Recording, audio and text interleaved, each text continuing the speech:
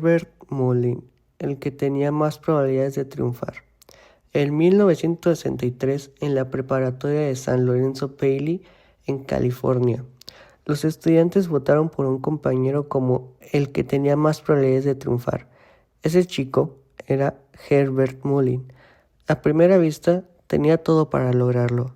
Era popular, atractivo, buen atleta y con buen desempeño académico. Sus profesores y amigos pensaban que su futuro estaría en el deporte, la universidad o incluso el ejército, siguiendo los pasos de su padre, un veterano de guerra. Pero la vida de Mullin dio un giro oscuro pocos años después. Cuando tenía alrededor de 18 años, su mejor amigo murió en un accidente automovilístico. Quienes lo conocían dicen que ese evento lo devastó. Desde entonces empezó a aislarse, consumir sustancias y obsesionarse con ideas espirituales y filosóficas. Abandonó sus estudios de ingeniería en el Cabrillo College y se sumergió en lecturas sobre religiones orientales, reencarnación y sacrificio. En 1969 fue internado en un hospital psiquiátrico donde se le diagnosticó esquizofrenia paranoide. Escuchaba voces y con el tiempo esas voces le dijeron algo que marcaría el resto de su vida. Mullin llegó a convencerse de una idea delirante, que los desastres naturales, especialmente los terremotos en California, podían evitarse mediante sacrificios humanos. Para él, la sangre derramada en la guerra de Vietnam había protegido a Estados Unidos de un gran terremoto, pero cuando la guerra estaba terminando, creyó que alguien tenía que reemplazar ese sacrificio y pensó que ese alguien debía ser él. En 1972, Mullin inició una serie de ataques en la zona de Santa Cruz. Sus víctimas no seguían un patrón claro, ya que eran personas sin hogar, estudiantes, vecinos, excursionistas, incluso un sacerdote. Según él, cada muerte era un acto necesario para salvar a millones. No huía ni ocultaba lo que hacía, porque en su mente no estaba cometiendo crímenes, estaba cumpliendo una misión. En total, 13 personas perdieron la vida en un periodo de 4 meses. Su primera víctima fue Lawrence White, un hombre sin hogar de 55 años. Mullin fingió que su automóvil estaba descompuesto. Cuando White se acercó a ayudar, Mullin lo atacó de sorpresa y lo asesinó.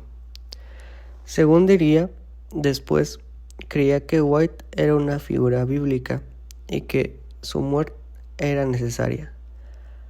Poco después, Mullin recogió a la estudiante Mary Margaret Guilfoyle, de 24 años. Ella aceptó el aventón.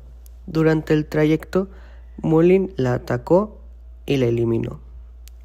Más tarde, afirmaría que el acto formaba parte de un experimento espiritual relacionado con la pureza y la contaminación. La siguiente víctima fue el sacerdote Padre Henry Tomei, de 65 años. Mullin entró a la iglesia donde estaba el sacerdote confesando y lo atacó hasta eliminarlo.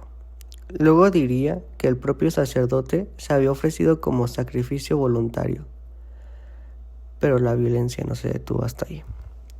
Mullin estaba convencido de que una persona era responsable de las voces que escuchaba. Su antiguo conocido Jim Llanera, quien años antes le había dado sustancia por primera vez. Mullin fue a su casa. Allí eliminó a Jim Llanera y a su esposa Joan. También eliminó a la mujer que lo había llevado hasta la vivienda y después a los 2 hijos pequeños de la pareja, de 9 y 4 años. Fue el episodio más devastador de su serie de crímenes. Semanas después, mientras caminaba por un parque estatal, Mullin encontró a 4 adolescentes que acampaban ilegalmente. Les dijo que estaban contaminando la naturaleza y que debían irse. Los jóvenes se negaron. Al día siguiente, Mullin regresó con armas de fuego y los eliminó a los 4. Las víctimas de ese acto fueron Robert Spector, Brian Card, Mark Reeves y John Lindley. Su último crimen ocurrió a plena luz del día. La víctima fue Fred Pérez, un hombre de 72 años que trabajaba en su jardín. Un vecino presenció el ataque y llamó a la policía. Mullin fue arrestado poco después. Cuando lo detuvieron, no intentó huir, no negó nada y confesó todos sus actos inmediatamente. Dijo que había eliminado a 13 personas para salvar millones de vidas evitando un gran terremoto en California. En su mente no era un asesino, era un protector. En el juicio, la cuestión principal no fue si había cometido los asesinos, porque él mismo los admitía, sino si comprendía la diferencia entre el bien y el mal.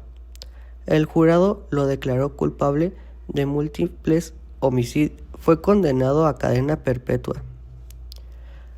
Pasó el resto de su vida en prisión y falleció en 2022 a los 75 años.